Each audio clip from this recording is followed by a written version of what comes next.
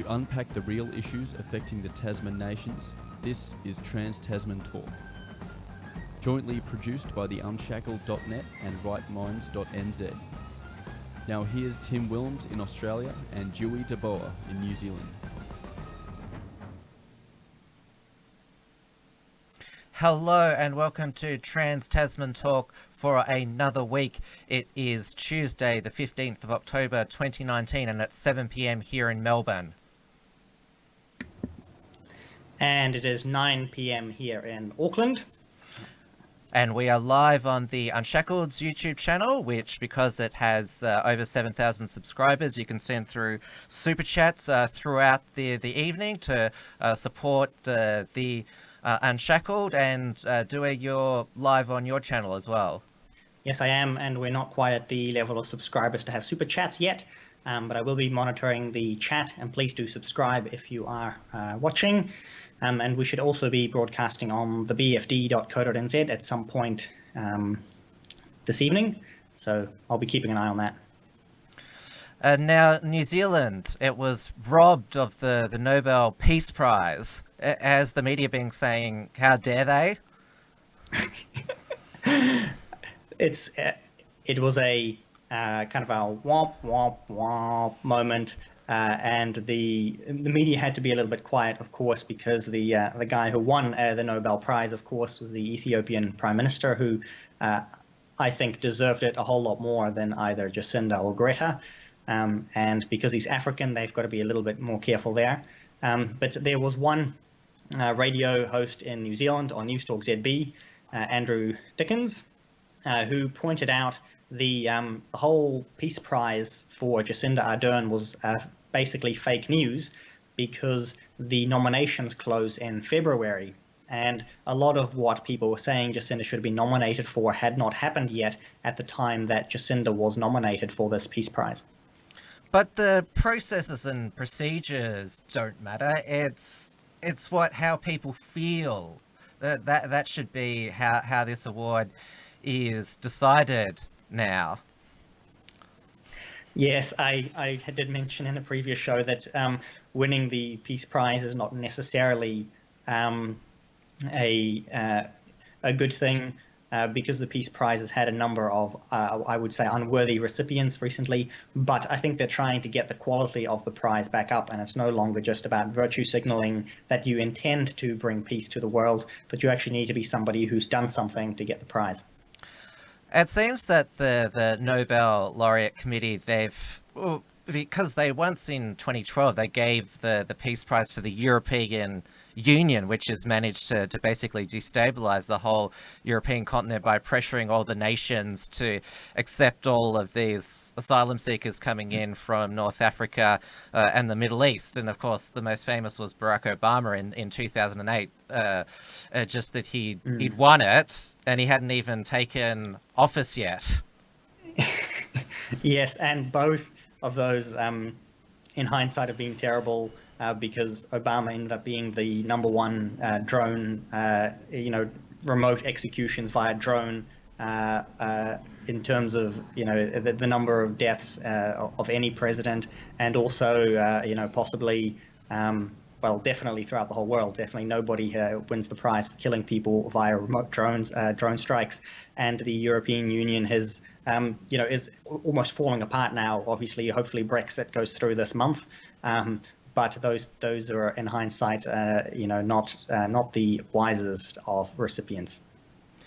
So the winner was as you said, the Ethiopian Prime Minister Abiy Ahmed Ali, which I think it's quite ignorant and racist for nobody to know who he is until he won the Nobel Peace Prize, because he'd ended a 20-year border dispute between Ethiopia and its next door neighbor Iltha, and he also brokered deals with Sudan and South Sudan. He'd really brought things together, and as we know, Africa, there's civil wars going all the time, rebel groups going on all the time, trying to terrorize nations as well. So for a African leader to actually end and He's instituted also reforms as well at the governmental level. That is somebody who is worthy. Yes, I was going to add to the list of achievements you had that he's got female members on his cabinet, which is a rarity in that part of the world. He's freed thousands of political prisoners. He's lifted bans on opposition parties. And I believe in many ways he is instituting market reforms as well. So starting to shift away from a heavily Marxist-dominated economy. And it's all been in just his first year as Prime Minister. So he, whether these things will hold is going to remain to be seen. But he has definitely achieved a lot, in a very short time. Ichura, I believe, is the correct pronunciation. I was wondering if I didn't say anything because I thought maybe I was wrong, and because I struggle to pronounce some of these countries too.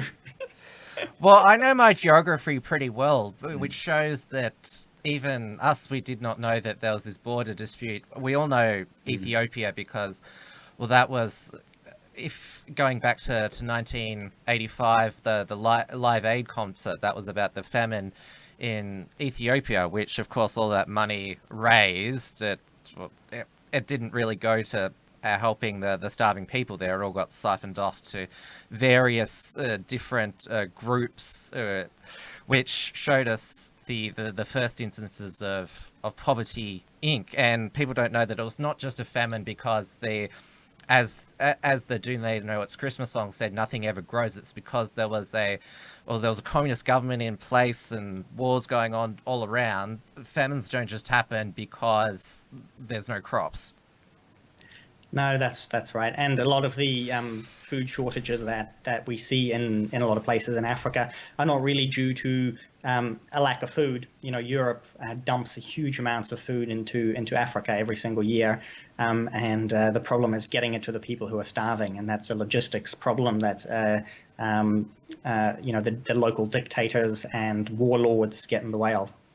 And that's where the actual people are dying, not with Greta Thunberg's speech where she said due to climate change people are dying, and she didn't give any examples, no media followed up which people are dying. And it was interesting that Newsweek, a prestigious magazine, said she was snubbed for the Nobel because Norway, which is where the awards committee is based, it has oil production. Yes, they are one of the top oil producers in the world. And I actually wrote an article about that last week, because Norway is listed as having less CO2, less greenhouse gas emissions than New Zealand. And it's not just CO2, that includes methane. But that's because Norway produces so much oil and they export it, and that doesn't count towards their greenhouse gas emissions. Now, for those who don't know, the Nobel Peace Prize was set up by Alfred Nobel, and this is how dishonest the fake news is. People are saying, "Oh, he's the person that invented dynamite. Look how much of a destructive influence he is." But the reason he set up the award is because he regretted inventing dynamite. It was one of those moments where he was like, "My God, what have I created?" And so this was his later life guilt about creating an instrument of war, which most people, well, I think he's well known now for instituting the Nobel Peace Prize rather than inventing dynamite, though I think somebody else would have probably invented dynamite if he hadn't. Exactly.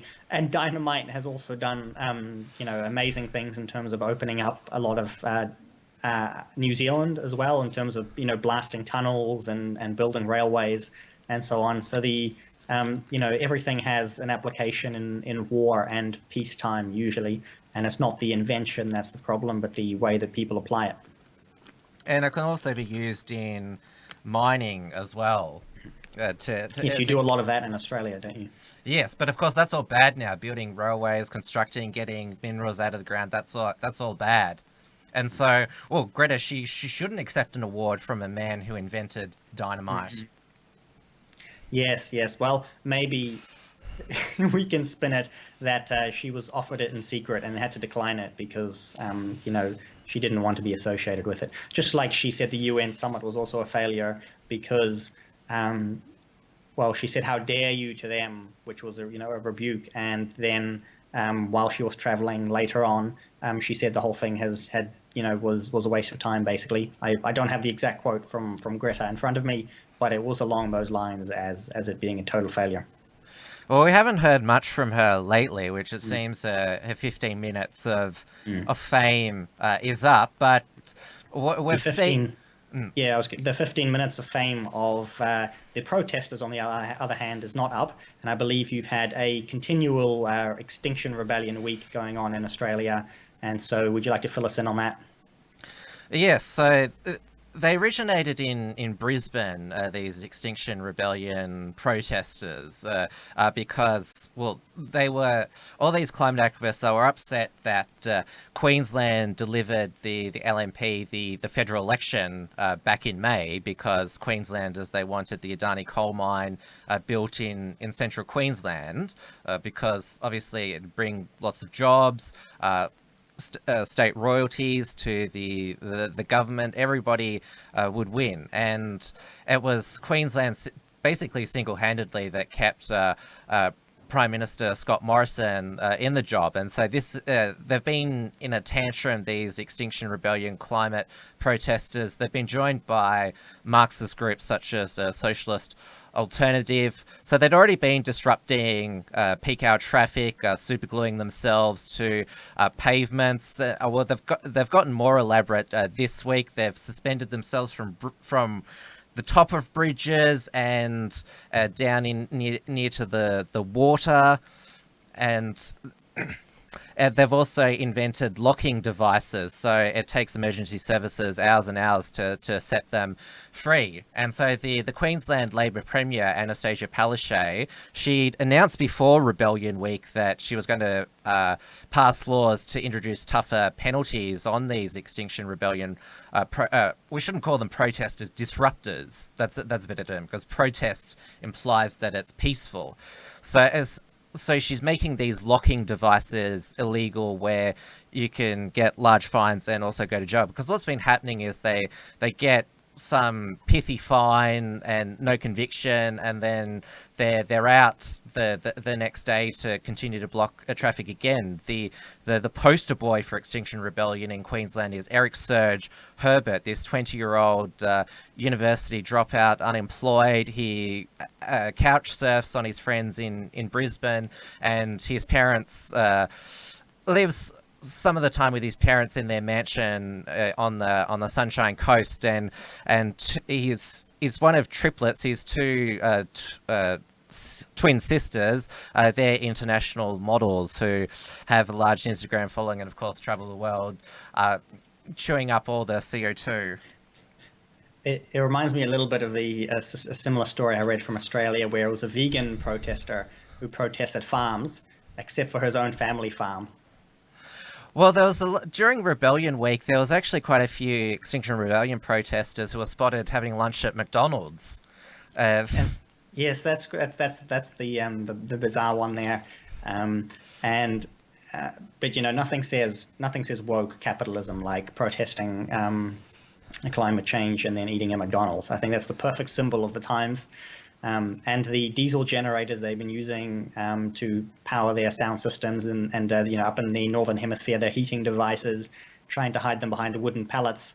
It's all remarkably humorous from a distance, but they somehow are very serious about this. Well, there is a vegan fast food outlet. It's Lord of the Fries. We've got heaps of them in Australia. So if you're in New Zealand, we both have a vegan friend who is consistent in their beliefs, and when they go out for fast food, have Lord of the Fries. Yeah, we do have a couple of those here as well, and I have heard some vegans complaining there that other vegans don't do enough to support vegan businesses. Oh, well, that wouldn't surprise me. And now, of course, Melbourne being the far left Marxist capital of Melbourne, the Extinction Rebellion protesters here gave the Brisbane crew a run for their money. So Melbourne's Herald Sun reported on Monday that the total police bill for the the rebellion week in Melbourne was $3 million, 16,000 police hours, 111 arrests, and 45 of those were for obstructing emergency vehicles. And it was interesting.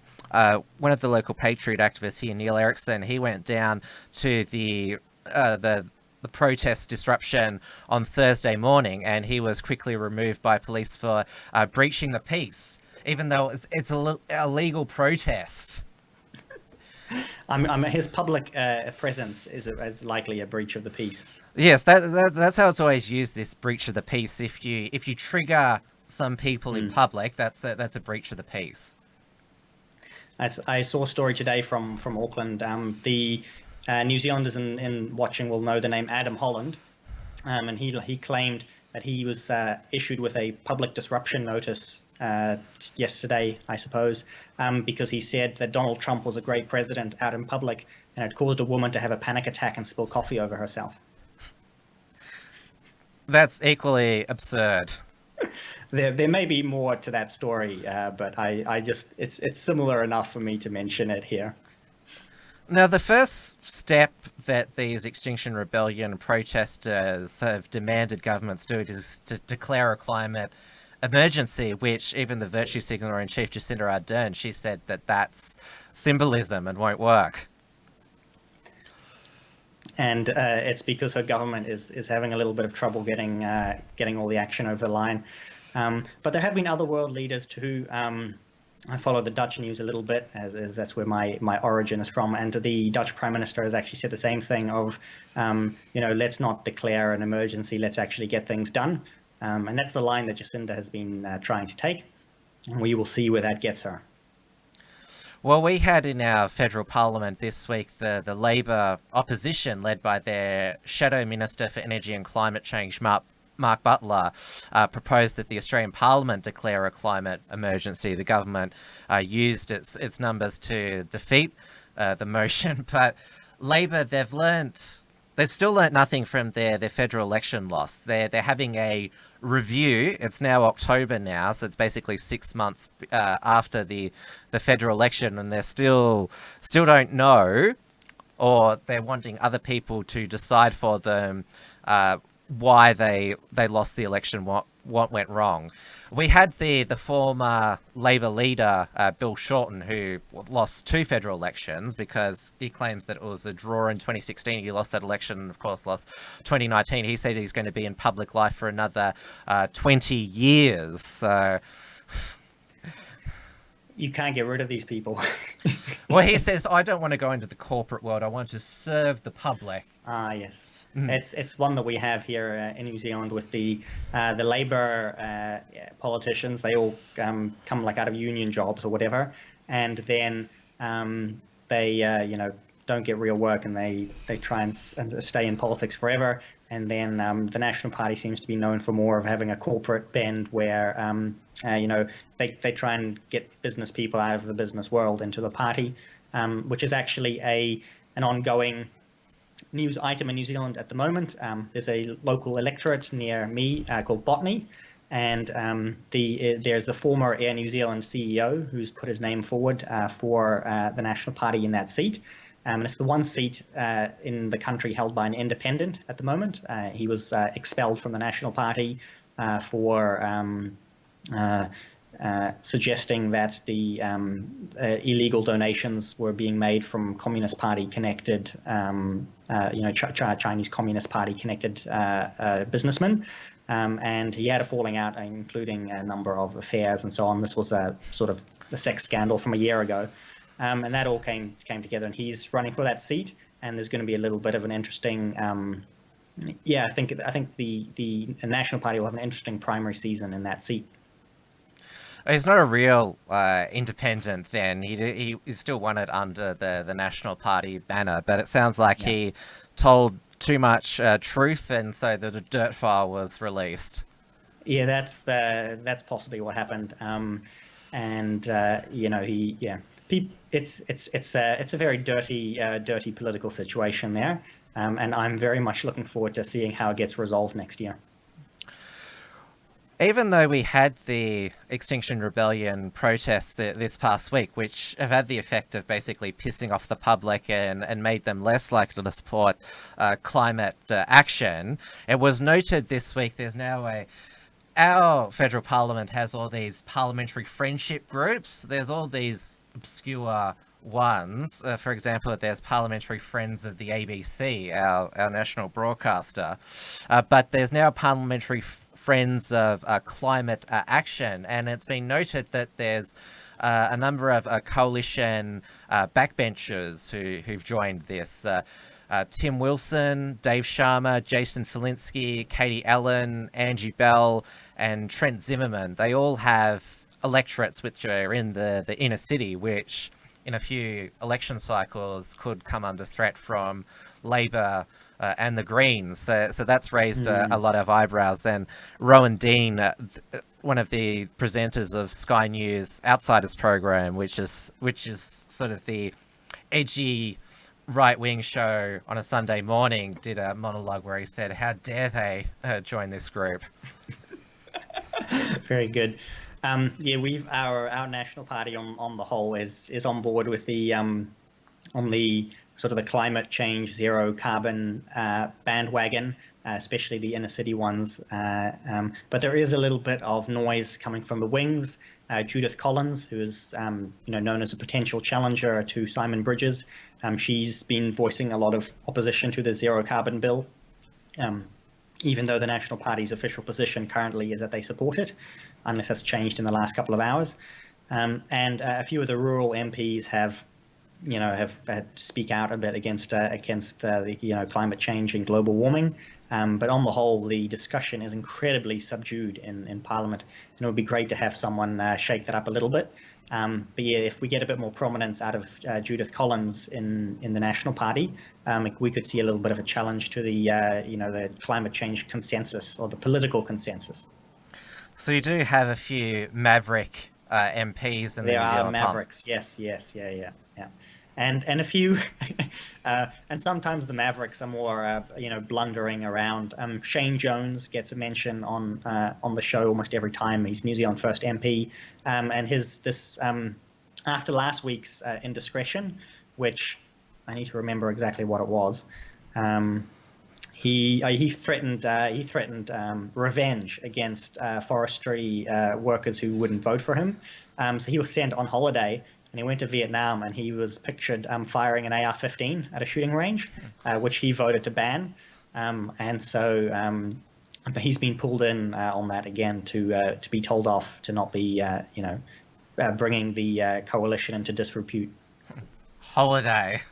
Well, it's the same as spend more time with the family, or the new one is I've got mental health issues. That's another excuse as well. The mental health and gardening leave. But while we're on the subject of New Zealand First, has there been any update on the leaking of the New Zealand First membership database?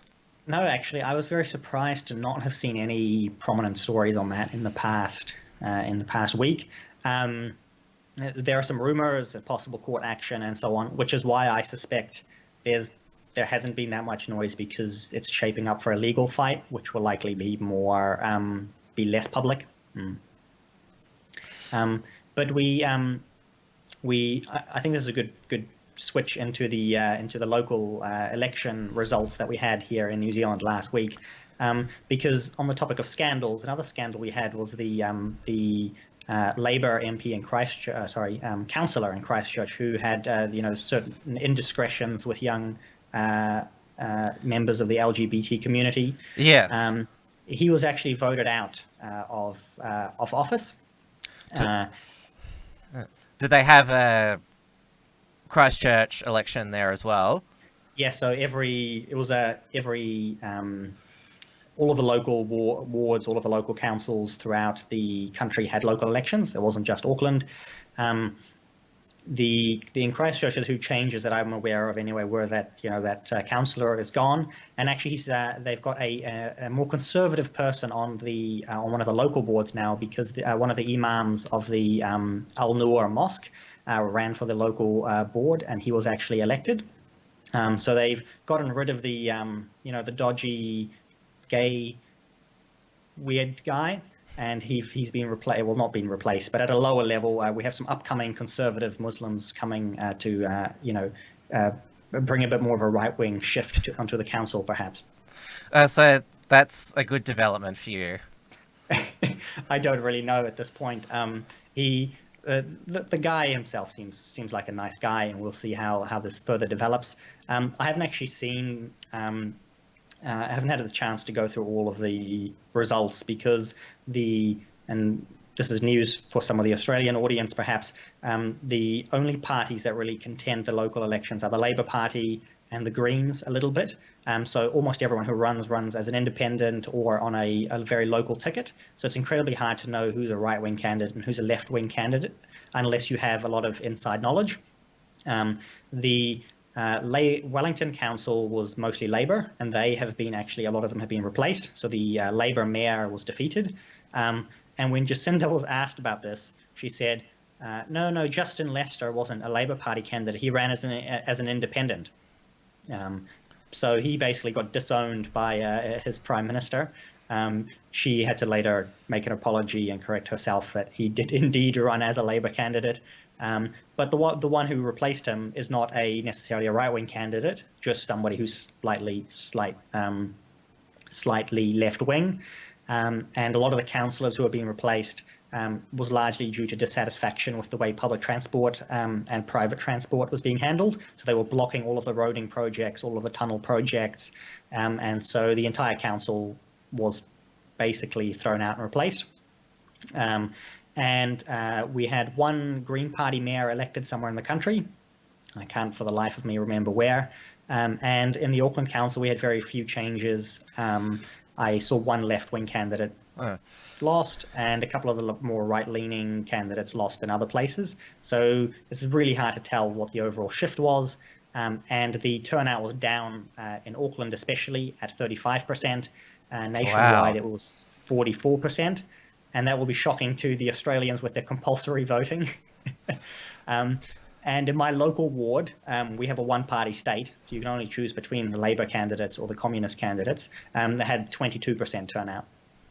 And I've got the results of the big one, which is the mayoral race there. And so Phil Goff, it says he's independent, but he's Labor. Yep. And that what probably confused Jacinda is that Phil Goff runs as an independent in Auckland, but the Wellington candidate runs on a Labor ticket, so she got confused there. But he won about 50% of the vote. But that comes down to about 17% of the eligible, of the people who should have been voting. His challenger, the former Labor Party candidate, got was it 70,000 to 20 odd percent of the vote. And that's very similar, as I remember it, 2-3 years ago when the previous challenger had that kind of outcome as well. So Auckland is sort of known as the outcome is predetermined. That's why the turnout keeps dropping. And a lot of the candidates are clowns as well. Well, I did like John Tamahiri. He was a good clown. I must say he has been one of the better clowns in recent years, absolutely. And we have had the guy who got third place as well, Craig Lord. He's been making a good show of it as well. He's like a racing commentator, he might do better next time. Who knows? And I believe the fourth place candidate, I forget his name. It's John Hong. Yes, I believe, and I only saw him a week before the election, and I had a quick look at his connections, and he works for like a Chinese communist media connected outlet in Auckland. So we had multiple Communist Party candidates, including Phil Goff this time. So they had the election all stitched up. So in New Zealand, you both have white communists and Chinese communists running for office. That's right. They come at you from all sides. And you've had a big poll that's been released because the New Zealand general election, it's now probably a year away. MAGA 2020. we call it make Ardern go away. So do you want to Yes. go through the poll? I'll go through those two polls. I did have someone in the chat here claim that the Wellington victories, some of the councillors and mayors were more connected to New Zealand First. So that would be an interesting development if that it comes to anything. And coming to the polls, we'll get to the New Zealand First connection too. I'm just going to bring these up on my screen.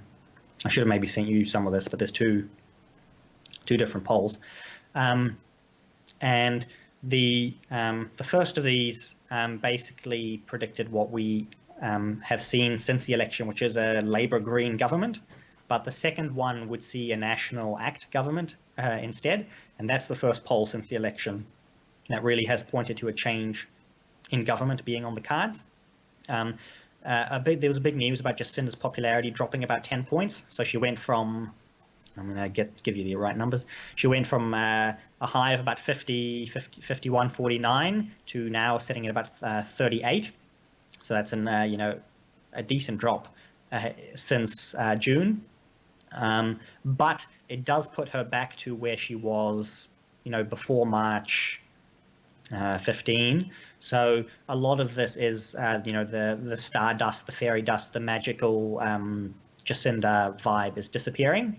But she is still as popular, if not more popular, than when she was elected. And I think that's something that's important to still raise. But that downward trend, if that continues, if we see another poll like that in December or in January, that could be very bad news for Jacinda. Simon Bridges is a bit more stable with his popularity. He may have gained a couple of points, but he's still only at about 7 to 9% preferred prime minister. We should give our viewers in Australia a bit of background that Jacinda Ardern, she came into the Labor leadership 2 months before the election, because the previous leader, Andrew Little, their Labor, they were polling at basically half of National. And 20%. Yes. And so he saw the writing on the wall, and she was basically the only one with charisma. Yes, and she probably is still the only one with charisma in the Labour Party, so she's not going to go anywhere on that regard. So the polls seem to have the National Party at about about 44 to 47%, which is pretty similar to where they've been polling in sort of mid-40s for a long time. The Labour Party now is again polling down in the low 40s, 42%. New Zealand First has seen perhaps a bit of a boost even. They're polling at about 4%, which is about normal for New Zealand First at this time during an election cycle, and they often get a bump coming up to the election. Winston Peters is a great campaigner. You can say many things about him, but he does manage to convince people to vote for him when it comes down to the wire. So it's not necessarily bad news for New Zealand First to be sitting at 4%, which is just below the threshold. The Greens are comfortably up at about 6 or 7, but they tend to do worse on election day. So those numbers are not necessarily good for the Greens. And I think every other minor party should be kind of disappointed by their result here, because the ACT Party is polling it between 1 to 1.5% now, which would give them 1 to 2 MPs, and possibly just push National over the line if these kind of numbers hold up to election day.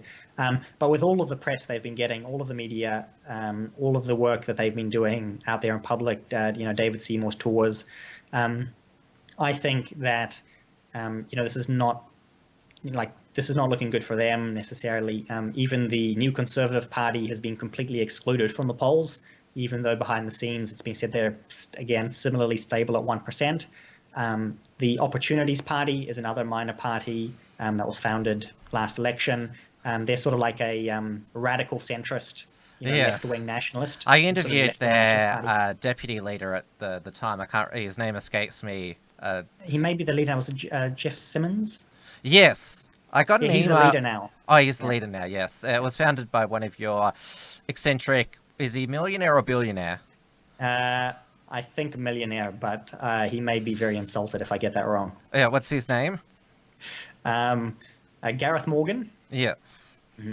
And yeah, the Conservative Party, now the new Conservative Party, was initially founded by a local millionaire as well, who has since. So both of them have lost very high-profile leaders, and they get no media coverage, they got no money, they've got nobody famous, but they're both still sitting at that 1% mark, which is on par with the ACT Party, which is actually in Parliament. So I think that's both good and bad, worrying for all of those groups.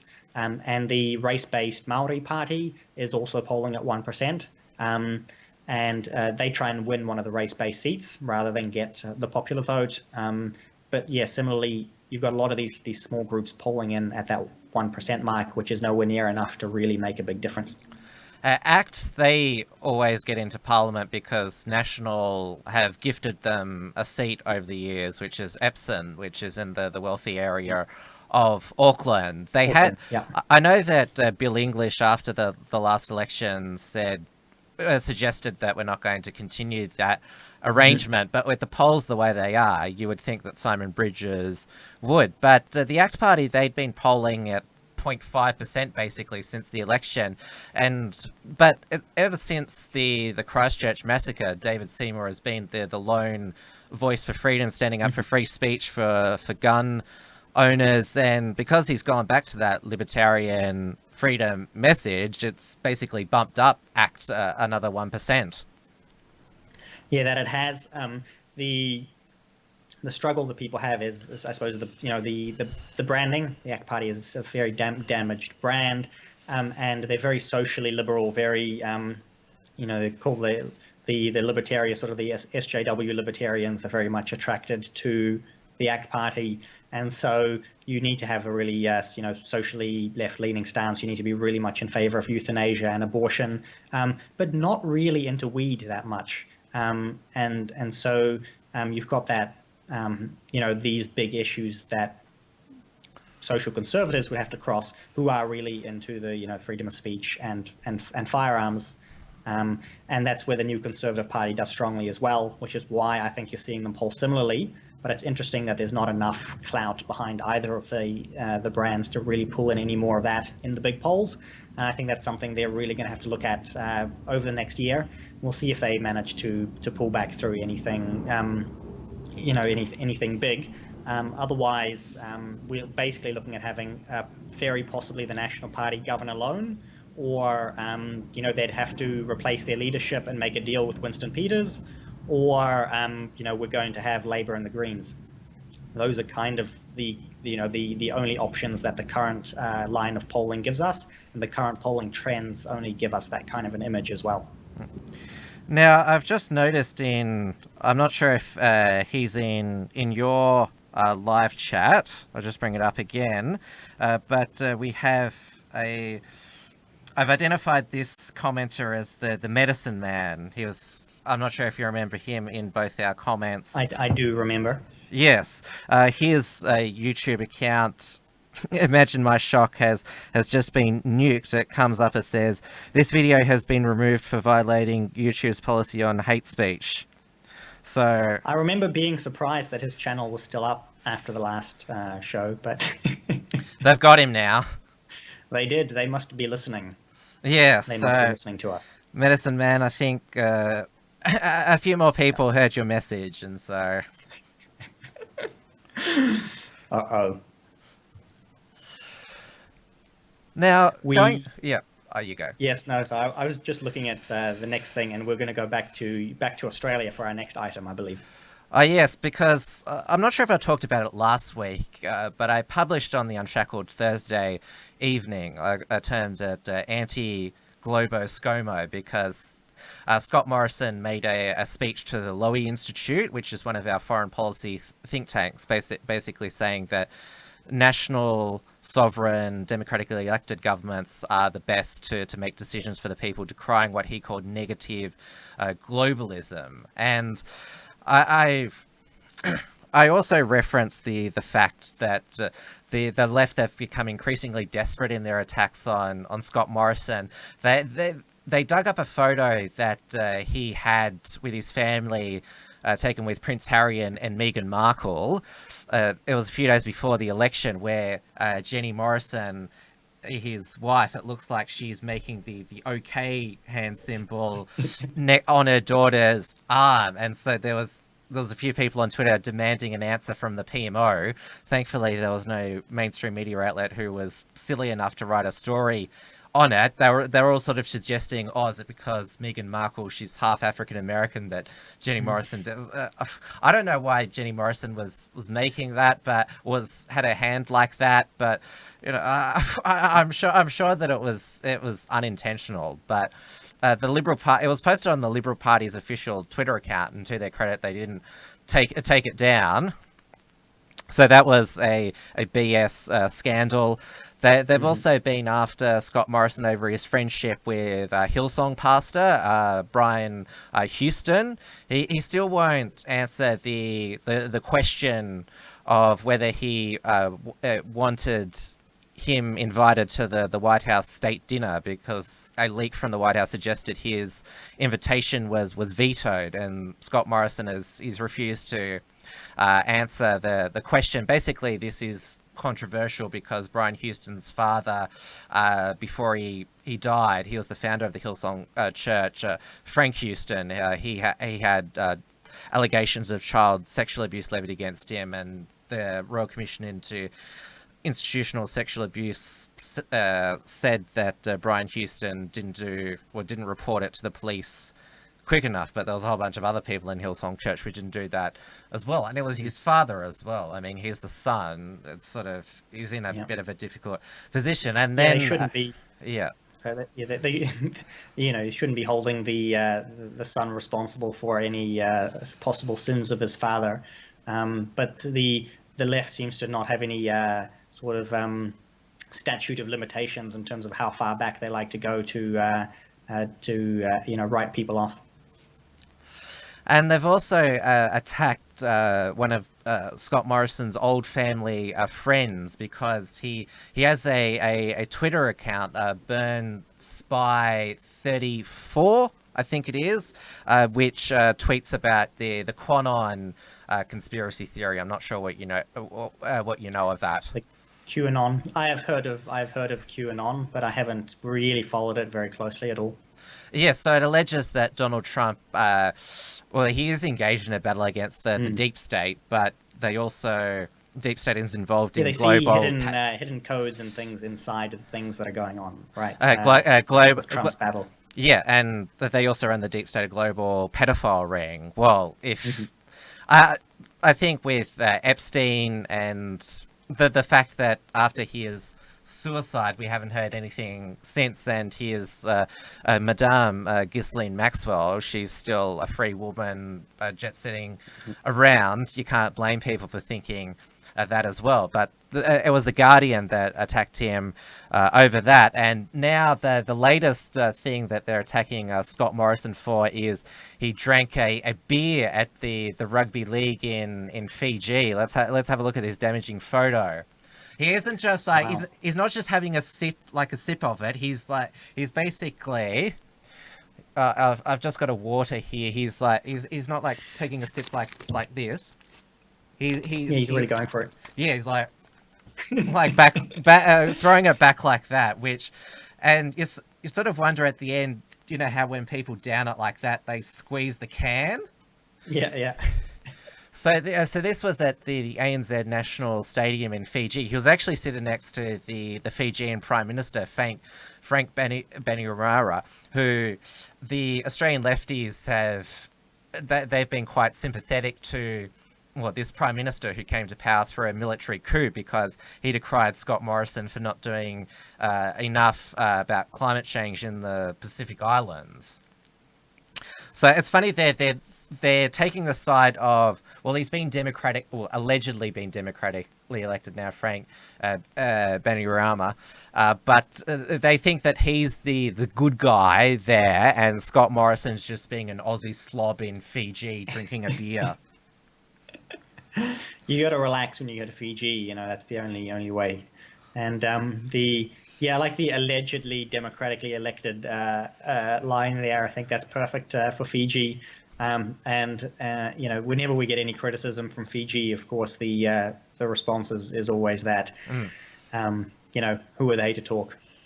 Well, the reason why Frank Bainimarama said that statement is because, well, he wanted money from Australia, and also because he's getting money from China as well, because China is buying a lot of influence in the Pacific Islands, which Winston Peters, your Deputy Prime Minister, said bluntly is checkbook diplomacy. So that's why Frank is saying that. And Winston Peters knows all about checkbook diplomacy too, because he managed to get $1 billion boost to his foreign aid budget to, counter the Chinese checkbook diplomacy with a checkbook of his own. Well, we gave, I think, a few $100 million to fight climate change in the Pacific Islands, which it was decried by climate skeptics at home. And I was sort of like, it's not really to fight climate change. That's just basically buying some influence. It's the label. That's the label they put on it, but it's all about who can throw the most money at them. Well, it'll be interesting to see what happens in the Pacific in the coming years or even decades, because the influence of the Chinese there is definitely growing, and they tend to use debt diplomacy as well. So then they go for loans and then take back get ports and harbors in return and so on. So. It was widely reported and condemned that in Melbourne, one of our local police stations at Box Hill, which is a ethnically Chinese hub, they raised the Chinese Communist flag at the Box Hill police station on the 70th anniversary of the founding of the People's Republic of China, which, well, it's not just the fact that it's a foreign flag, but it's that a totalitarian dictatorship. And the local police said, we didn't just do it this year, we've done it for the past 5 years, which that apparently makes it okay. But it was revealed after that, I've told you about the Liberal MP for Chisholm, which takes in Box Hill, the ethnic Chinese Gladys Liu, who she's been a member of a lot of Chinese Communist Party linked community groups, and she gave a train wreck interview to Sky News Conservative host Andrew Bolt about a month ago, where she couldn't explain her membership and wouldn't say many bad things about the Chinese Communist Party. Well, a photo was published after that was reported, where she was cutting a Chinese Communist Party cake at the Box Hill police station on that day. Oh no, that's a classic, of course. And I did see the stories from Australia with the flying of the flags and a few protests against that, but not really. It's quite bizarre that it's accepted to fly the flag of a foreign nation, especially a dictatorship, a repressive dictatorship like that of China. It just boggles my mind that that so few people care about that. We've had two white nationalist groups protest outside the Box Hill police station. First, there was the Lads Society. A week and a half ago, their leader Tom Sewell made a speech outside the front, and then last Saturday afternoon, the Australia First Party they held a similar rally there.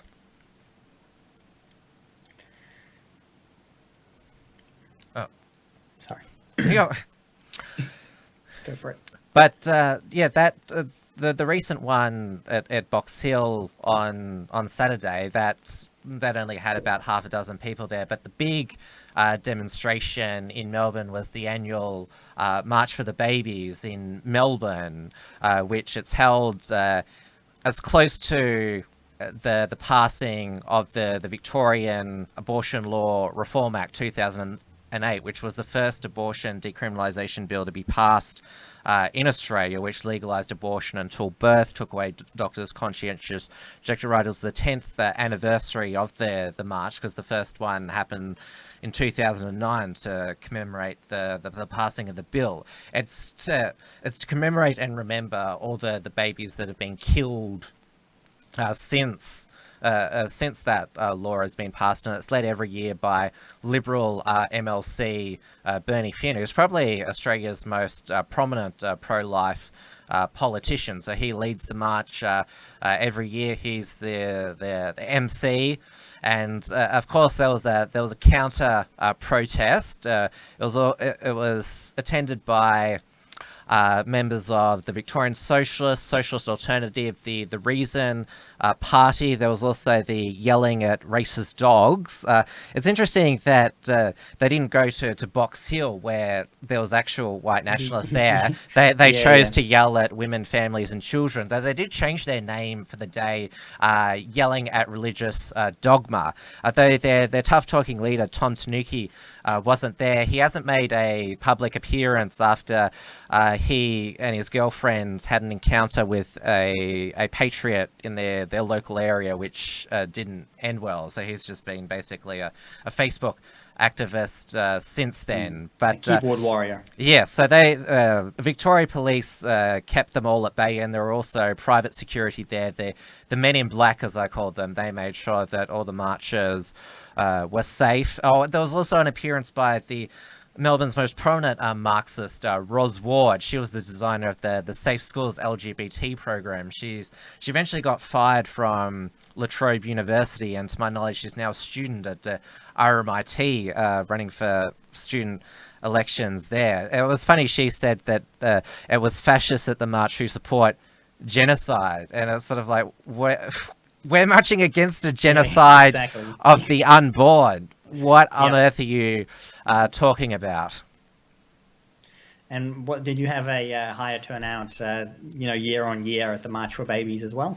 Well, there was the estimates from the organisers are around 3,500 to 4,000. It was when I noticed the marchers, because we went the long way through the Melbourne CBD, when I noticed the marchers turned the corner, you could see people after people. And I'd say at the counter protest there was about 100. They're probably, most of them being exhausted after a week of Extinction Rebellion protest. There was actually... They held a nudie run, the Extinction Rebellion protesters, on the Saturday, but that was up in Fitzroy in the morning, so thankfully it didn't interrupt the family-friendly atmosphere. Some the lengths they go to harass families sometimes is shocking. But it's good to hear that things went orderly and you didn't have too much trouble. And we also do have a March for Life here in Wellington in December.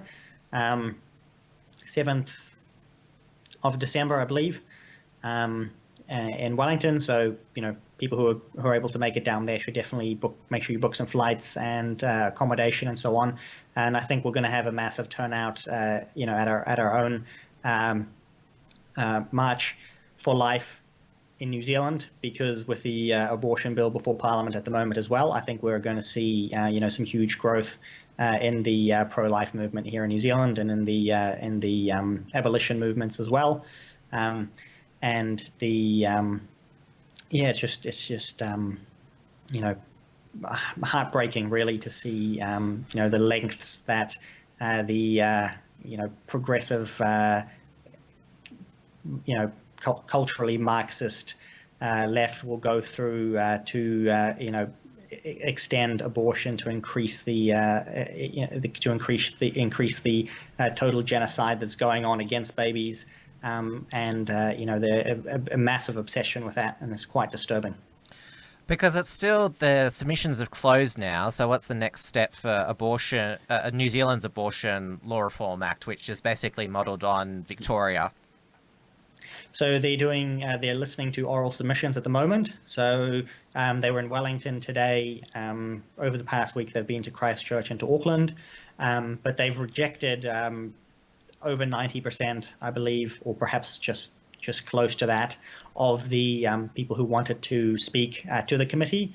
They received a record number of submissions in a very short amount of time, but they will basically go through the formalities here and then just plow through with the second reading and then the third reading. And I'm not actually sure when those are scheduled, but it has been announced they want to get that out of the way before the election, and likely as quickly as possible, to make sure that the more conservative, socially conservative voter bases that the Labour Party has will forget and move on.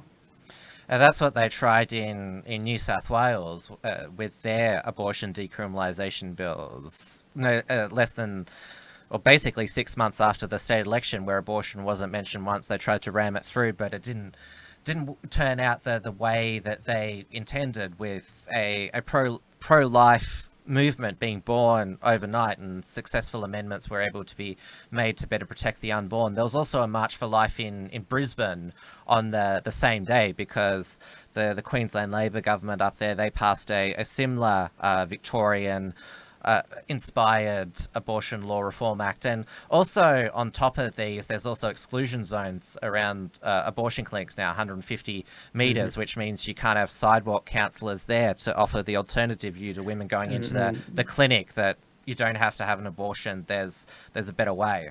And that's the same thing that they're doing here in New Zealand as well. The safe zones, or safe holy zones, as I call them, where they I believe 150 meters, and they say, some sort of international standard.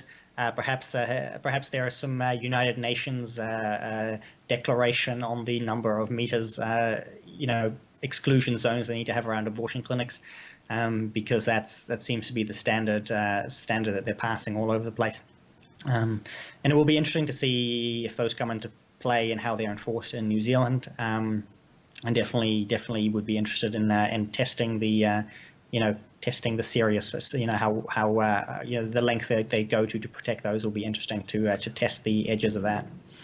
Well, it's so, with the marches in Melbourne and Brisbane, it's been up to the alternative media here to basically give either honest coverage or any coverage at all, because the March for Life in Brisbane, I could find no mainstream media reports on that at all. Well, there were two reports in the Melbourne press. There was on Channel 9 News, but it was about the clash between pro-life and pro-choice activists, about the conflict. Yeah, we're likely going to see the same thing in December. That would be a good prediction to make. And I'm going to try and make it down to the Wellington one if I can. My wife is expecting to give birth at around that time, perhaps a week before, so I'm not sure if I'll be able to make it. But we, definitely would. I'm going to see if I can get someone to provide some coverage of that for us as well, because we'll see the exact same thing with the mainstream media. Will not be giving any coverage of it whatsoever.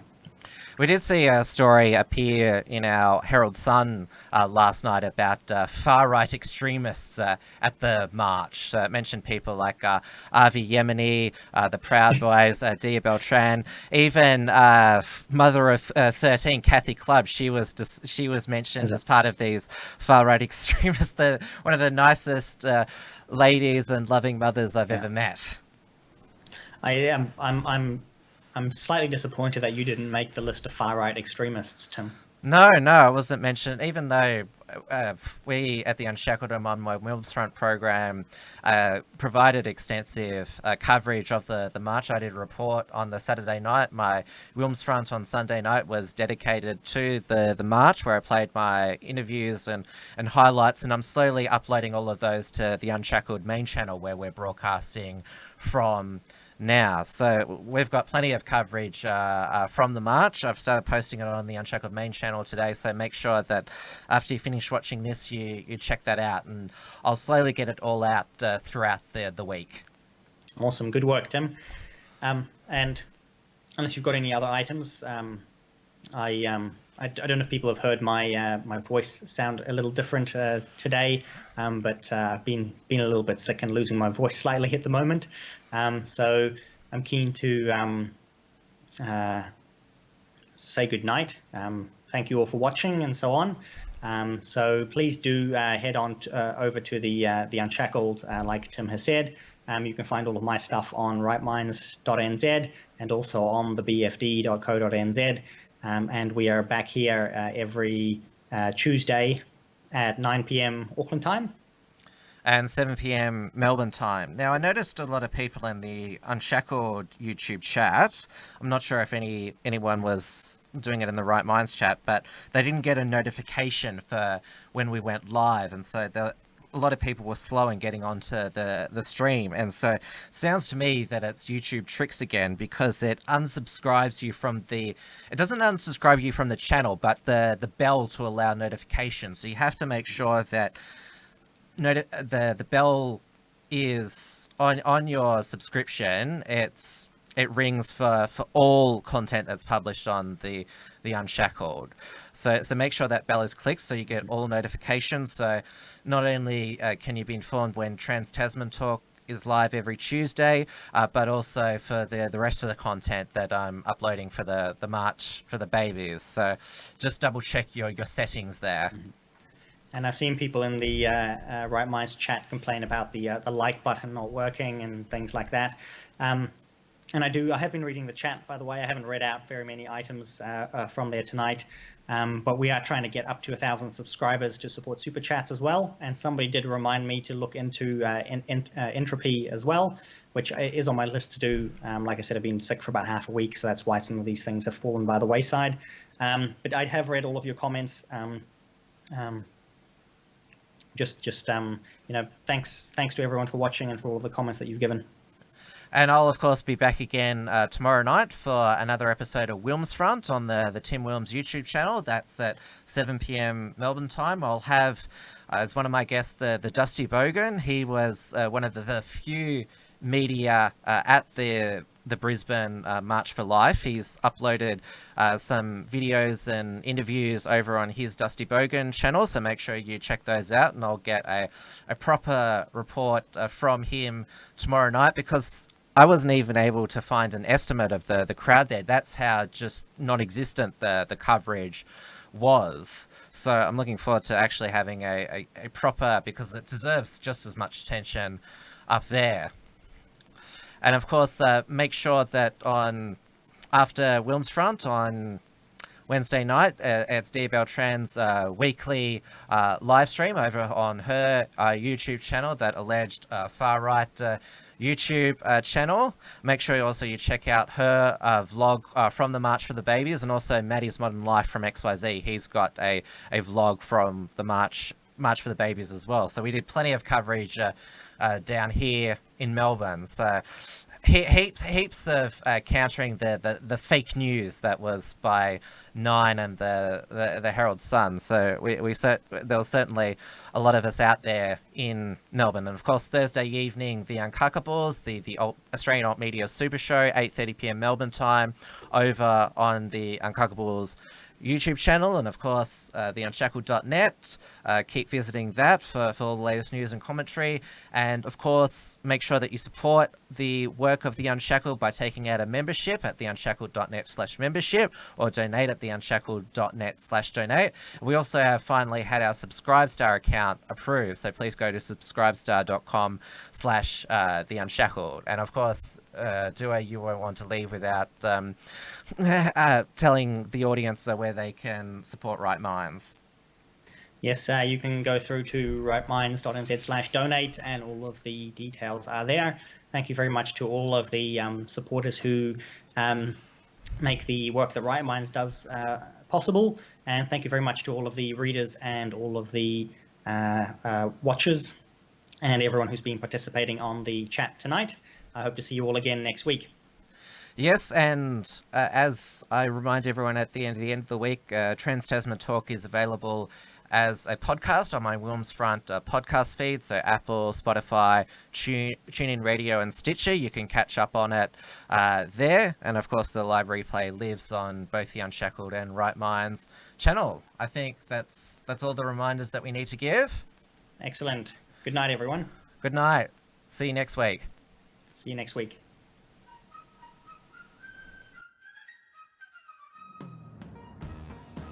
Thanks for tuning in to this week's edition of Trans Tasman Talk. To keep up with the latest real news and analysis from the Tasman nations, visit theunshackled.net and rightminds.nz.